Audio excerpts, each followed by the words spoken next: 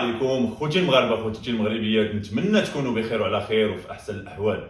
بالنسبه للاحرار اللي مازال ما مشتركش في القناه، الاشتراك في القناه، الضغط على الزر باش يوصلوكم اخر الفيديوهات، البارطاج وكذلك اللايكات.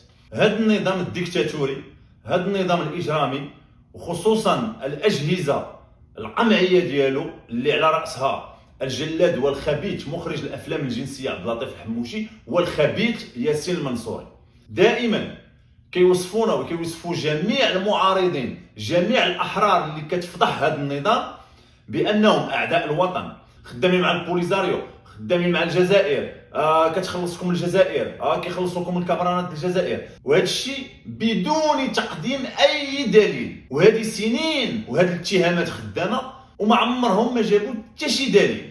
فملي كتدخلوا دائما هذه الجزائر، فاليوم غادي نشوفوا الفرق ما بين الجزائر وما بين المغرب المملكه البنانيه. اول حاجه غادي نشوفوا السياحه الجنسيه. المغرب كيحتل الرتبه الثانيه عالميا من بعد تايلاند في السياحه الجنسيه.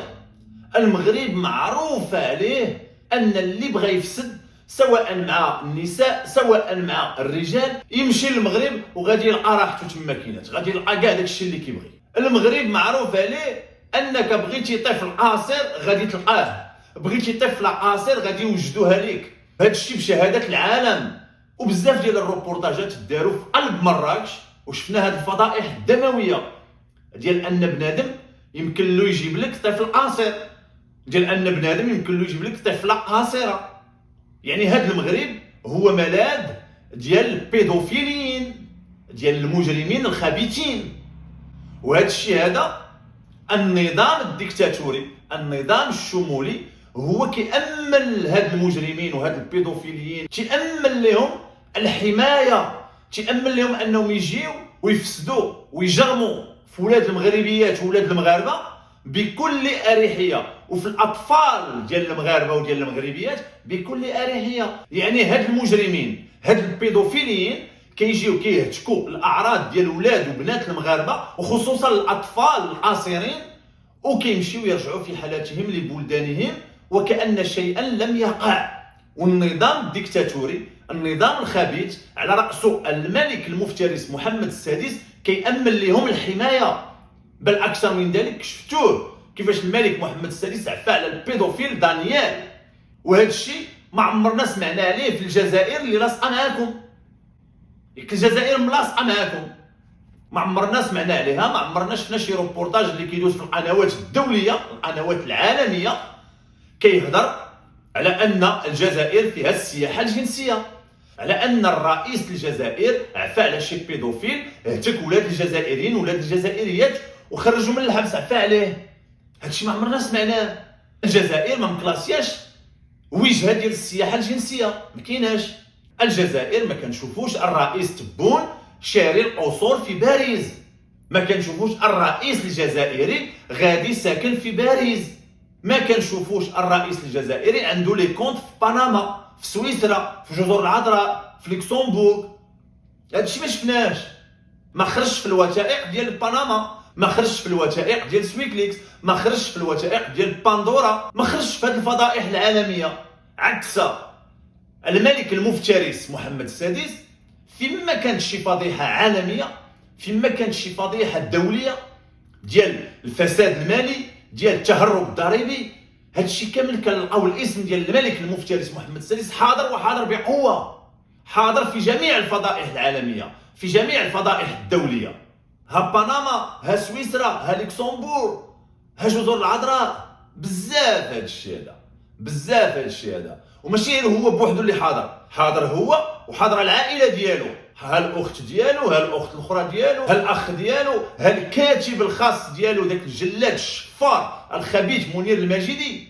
هاد المجرمين كاملين، هاد الشفاره والنصابه حاضرين في جميع الفضائح الدوليه. عمر شي واحد حاسبهم؟ عمر شي واحد سالهم؟ ما كاين لا مساءله ولا محاسبه ولا حتى شي حاجه. اذا هادشي ما شفناش في الجزائر. غير مؤخرا كنشوفوا النساء المغربيات بواحد الحاله يرثى بواحد الطريقه مهينه، الناس كتحبوا على رجليها، نساء مغربيات مغلوب على امرهم باش يمشيو يخدموا في الحقول الاسبانيه. ما شفناش النساء الجزائريات بهذه الحاله المهينه. هذه حاله مهينه. شنو هذا الشيء هذا؟ فينا هي الكرامه المراه المغربيه؟ فينا هو هنا المسؤولين؟ فينا هو الملك المفترس؟ اشنو قدمتي انت لهذا الشعب المغربي؟ انت يا الملك المفترس، هذه 23 عام وانت في الحكم، اشنو قدمتي للشعب المغربي؟ اشنو قدمتي لهاد النساء هادو؟ 23 عام الحكم والنساء المغربيات كيتهانوا بهذه الطريقه هذه. كتحبوا المراه، كتمشي على يديها ولا رجليها كتدافع باش ما ربما توصلها النوبه باش تمشي تخدم في الحقول الاسبانيه. يا المجرم، يا الجلاد، يا الخبيث. هادشي ما شفناش في الجزائر، ما شفناش في الجزائر. هذه اهانه للمراه المغربيه. ما شفناش المراه الجزائريه تهان بهذه الطريقه هذه. ما عمرنا سمعنا بعدا النساء الجزائريات كيمشيو بهذه الطريقه هذه يخدموا في الجني ديال الحقول الاسبانيه. ما سمعناهاش. هذا الشيء كنشوفوه غير مع النساء المغربيات، وكنشوفوا هذه الحاله المهينه للانسان. يا المجرمين، يا الخبيثين، وانت يا المجرم يا المفترس كتبرع بالرزق ديال هاد الناس هادو، بالخيرات ديال هاد الشعب هذا كتبرع انت، وكتشري بها القصور على برا، وكتشري بها اليخوت بمئات الملايير، والشعب كيموت بالجوع، كيموت على ود خنشه ديال الطحين. يا المجرم يا الخبيث. واش نسيتي النساء اللي كانوا دايرين الصف باش ياخذوا الاعانات ديال الطحين وتدافعوا؟ ماتوا نساء على ود الطحين. يا المجرم، على ود الخبز. هادشي ما شفناش في الجزائر، ما شفناش هادشي هذا. اضافه وحل عينيك مزيان هنا يا الملك المفترس، وشوف الجزائر اشنو كدير مع الشباب، اش كدير مع الناس اللي عاطلين عن العمل. وحل مزيان هنا عينيك يا المجرم يا الملك المفترس. Une allocation chômage est instituée pour la première fois dans le pays. Le montant de l'allocation est fixé à 90 $. واش شفتي هنا يا المجرم يا الملك المفترس يا الملك المستحوذ على كل شيء؟ شفتي الجزائر شنو كدير مع الشباب ديالها؟ شفتي الجزائر اش كدير مع الناس العاطلين عن العمل؟ كتعطيهم اجر شهري ديال 90 دولار. 90 دولار في الشهر. انت يا المجرم اش كتعطي للشعب المغربي؟ اش كتعطي للناس العاطلين عن العمل؟ ياك كيخرجوا يديروا المظاهرات كتعطيهم الزرواطه والعصا. يا المجرم يا المفترس. هنا فين خاصك دير النفس وتحدى الجزائر وتعاند معاها. انتي درتي 90 دولار للشعب ديالك، انا غادي ندير الدوبل للشعب ديالي، وانتوما غير اللي انت عندكم كتردوه خدام مع الجزائر. عطيونا الدليل اننا خدامين مع الجزائر يا المجرمين يا الخبيثين. عطيونا الدلائل. هي اللي فضحكم، هي اللي عرى الخبث ديالكم، هي اللي فضح الجرائم ديالكم. كتردوه خدام مع الجزائر ولا خدام مع البوليزاريو؟ هادشي مابقاش خدام. هاد الاسطوانه راه ولات مشروخه هادي، اولا كلشي عايق بكم. وهضروا لنا في المعقول، عطيونا الناس تخدم، فرقوا مع الناس الثروات ديالهم. الثروات ديال الشعب المغربي فينا هي؟ كلشي ديتوه، كلشي استحوذتوا عليه، ومخلي الناس كتموت بالجوع، مخلي الناس كتهاجر كتموت في البحار. يا المجرمين يا الخبثاء. ونمشيو هنا ندخلوا للملف ديال التعذيب. واش الجزائر كنسمعوهم كيغتصبوا الناس بالقراعي؟ واش كنسمعوهم كيغتصبوا الناس بالعيصي؟ عكس المغرب معروفه القنينه الملكيه الحموشيه، معروفه عالميا.